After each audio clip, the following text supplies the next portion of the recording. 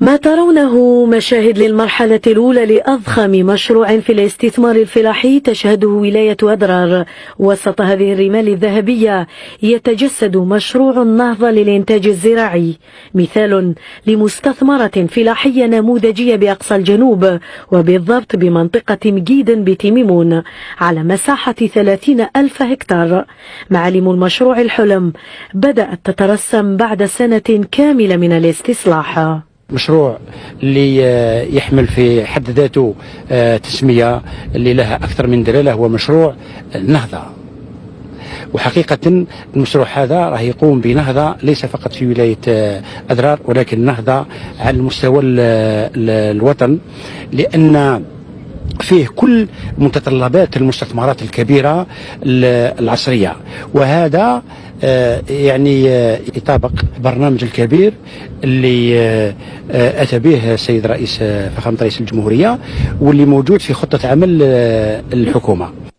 المشروع العصري الذي سيدخل مرحلة الاستغلال بداية من شهر أكتوبر القادم ب4,800 هكتار كمرحلة أولى، واستغلال 10,000 هكتار قبل نهاية السنة الجارية، باستثمار فاق 21 مليار دينار في خطوة أولى للمساهمة في الاقتصاد الوطني وتحقيق الأمن الغذائي.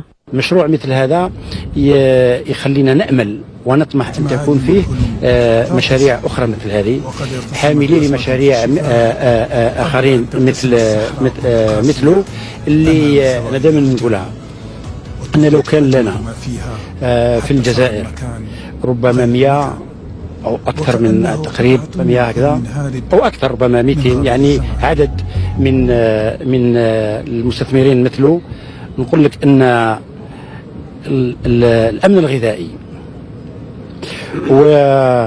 والاكتفاء الذاتي وتغطية السوق الوطنية والتصدير وخلق البديل الحقيقي، الوصول إلى البديل الحقيقي من على المحروقات نصله في أقرب الأوقات. مشروع النهضة للإنتاج الزراعي، الاستثمار الفلاحي الواعد باستخدام أحدث التكنولوجيات المتطورة، وهو ما سيساهم في الاقتصاد الوطني بخلق أزيد من 300 منصب شغل. محمد شاب قدم من رجان بعد معاناة طويلة مع شبح البطالة لتستقطبه هذه المستثمرة العملاقة.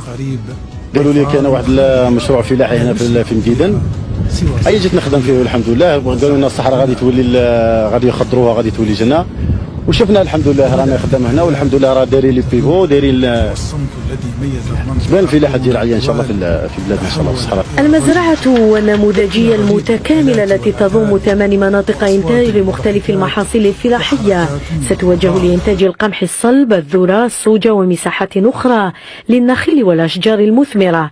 مشروع متكامل وفق توجهات الحكومه للذهاب نحو المستثمرات الفلاحيه الكبيره. لا شك أنه سيكون محفزا ومشجعا للمستثمرين الآخرين.